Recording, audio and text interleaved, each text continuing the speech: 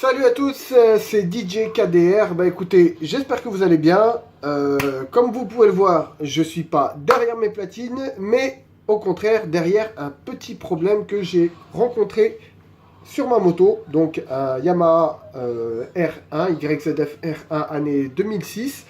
Donc c'est le modèle RN12 5VY et je fais cette petite vidéo pour faire un petit tuto méca. Donc je vous explique brièvement mon petit problème que j'ai eu.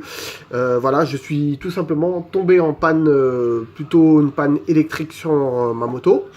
Et donc je vais passer un petit peu, mais voilà, après avoir fait quelques tests donc avec donc des mesures électriques avec ce multimètre. Donc j'en ai déduit que j'avais un problème lié au circuit d'allumage, donc plus d'électricité donc pour alimenter le système, notamment le système d'injection, et donc forcément panne directe avec ma moto. Et donc le test brièvement avec le multimètre que voici était tout simple. Donc simplement brancher sa batterie dans un premier temps à vide, donc non branché sur la moto. Donc vérifier sa tension. Si la tension de la moto affiche 12,7, c'est que votre batterie est bien chargée. Si elle affiche une tension aux alentours de 12,2, 12,3 volts, eh bien, on peut dire qu'elle est chargée 12,3, 12,4, on peut dire qu'elle est chargée à moitié. Et si elle affiche 12 volts 0, c'est qu'elle est à plat, 12 volts tout rond. Et inférieur à 12 volts, c'est que la batterie est HS. Donc moi, mon problème, la batterie était arrivée presque à plat, mais après l'avoir rechargée et avoir rebranché la batterie, j'ai rencontré le même problème sur ma moto.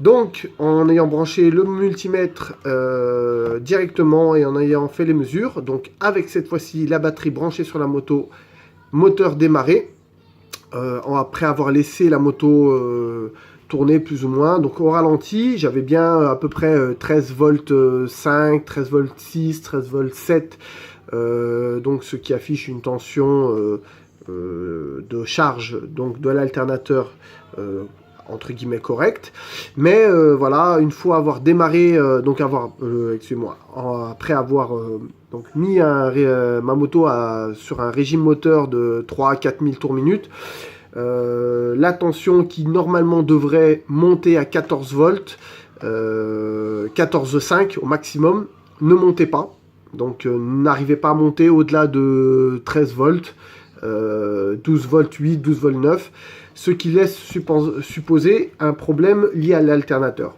Entre parenthèses, le régulateur de tension, normalement, s'il y a un dysfonctionnement du régulateur de tension, lors de la phase d'accélération, la tension aurait dû dépasser les 15 volts si le régulateur de tension était défectueux. Là, dans mon cas précis, ce n'était pas le cas. Et donc, je vais passer à l'étape d'après. Alors, on va remettre que voici.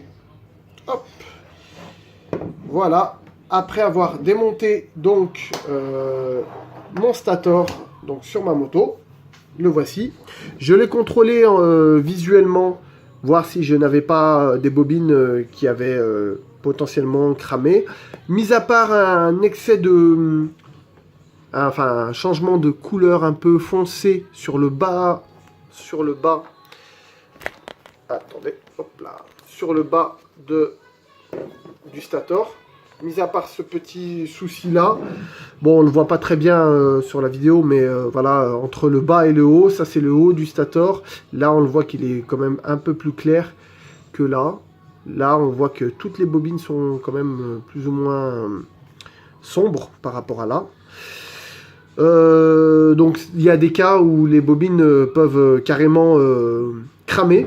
Et donc, ou même des magnettes se casser et tomber justement dans le bac moteur. Donc moi, pour le coup, j'ai un peu de chance parce que ce n'est pas le cas.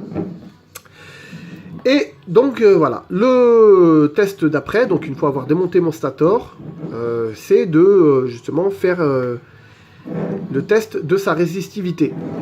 Donc, alors, j'ai regardé au niveau de la dock atelier de chez Yamaha pour le modèle de ma moto, un modèle 5VY.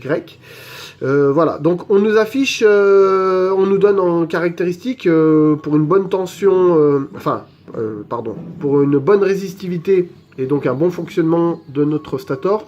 Donc il doit afficher assez bornes, donc bornes X1, X2 et X3. Alors c'est assez important donc de bien respecter l'ordre, donc avec la fiche et la cosse vers le haut, donc le détrompeur vers le haut. On a la borne X1, au milieu X2 et X3. Et donc on va faire les tests en direct avec le multimètre. Donc je vais essayer de caler l'image sur le multimètre que voici. Donc on se cale donc en mode résistivité, donc à l'ohmmètre que voici. Là on essaie de choisir la résistivité la plus faible possible, donc 200, ce qui correspond au test de continuité. Donc on va faire un test tout de suite. Test de continuité qui est très simple, qui veut dire que si deux fils, donc nos deux pôles se rencontrent, ça doit sonner et ça doit afficher, voilà, notre résistivité que voici, 0,5. Normalement ça doit être un peu bien, ça dépend de la qualité aussi de la pile, la qualité des fils, voilà, la qualité des touches. Mais normalement, on doit afficher, voilà.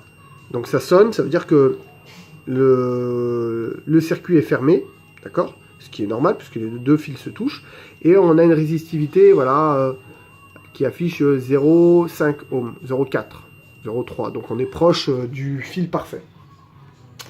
Et donc voilà, on va faire notre test de continuité. Alors, la doc Yamaha donc préconise pour un bon fonctionnement de stator entre les bornes X1, X2 ou X1 et X3 préconise donc une résistivité entre 0,14 ohms à 0,19. Alors pour d'autres stators, d'autres motos, ça peut être aux alentours de 0,9, 0,09. Hein. Voilà, moi sur ma moto, ça affiche dans la doc entre 0,14 et 0,18, 0,19.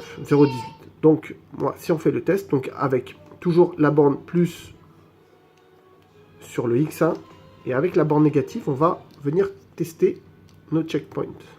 Voilà. Et là, je vois bien que je suis à 0,8, 0,7. Donc 0,7 ohms de résistivité, alors que la doc préconise une résistivité entre 1,4 et entre 0,14 pardon, donc 0,14 ohms et 0,1418, 0,1419. Et là, on voit bien, donc sur entre X1 et X2, que voici, on voit bien. C'est pour ça que j'ai entendu ce bruit. Oui, ma fille.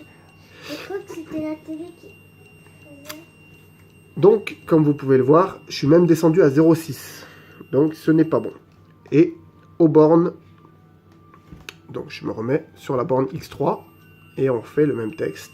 Et là, on voit bien que je suis clairement en dessous, donc 0,6 ohms de résistivité, donc ce qui laisse supposer que mon stator est HS. Donc voilà. Bon, je dis pas non plus que j'espère que le problème sera résolu une fois que je l'aurai changé. Autrement dit, sinon l'autre pièce à contrôler derrière, ce sera le régulateur de tension. Mais dans mon précédent test, quand la moto était démarrée en charge, voilà, j'avais une tension qui ne dépassait pas les 15 volts.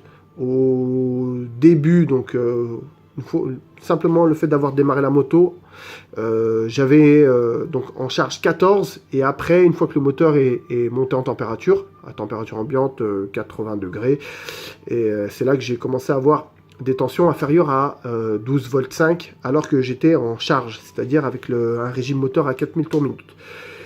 Donc si c'était le régulateur de tension, on aurait eu des tensions qui se seraient affolées, peut-être passées à plus de 15 volts, donc qui laisserait supposer que le régulateur soit HS. Pour mon cas, ce n'était pas le souci. Et le test à l'ohmmètre, à la résistivité, montre clairement que justement mon stator n'a pas la bonne résistivité, du moins celle préconisée sur la documentation donc officielle de chez Yamaha. Voilà. Et écoutez les amis, c'était le petit tuto fait par DJ KDR. J'espère que ça pourra aider certaines personnes qui ont subi le même problème que moi. Et puis voilà, je voulais faire ce tuto simplement parce que j'ai remarqué qu'il y avait beaucoup de tutos en anglais. Donc, et j'en ai pas vu beaucoup en français sur justement le test du stator. Donc je précise bien pour une Yamaha R1 année 2006 modèle 5VY RN12. Voilà. Donc j'espère que ça pourra servir à des personnes qui ont le même souci que moi.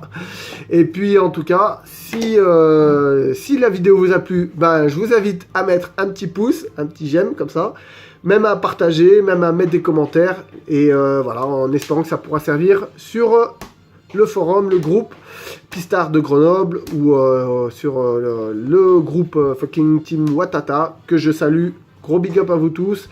Et n'hésitez pas à commenter, à laisser vos messages. Et puis voilà, on essaie de s'entraider. Allez les amis, c'était DJ KDR, le DJ qui met la hala hala.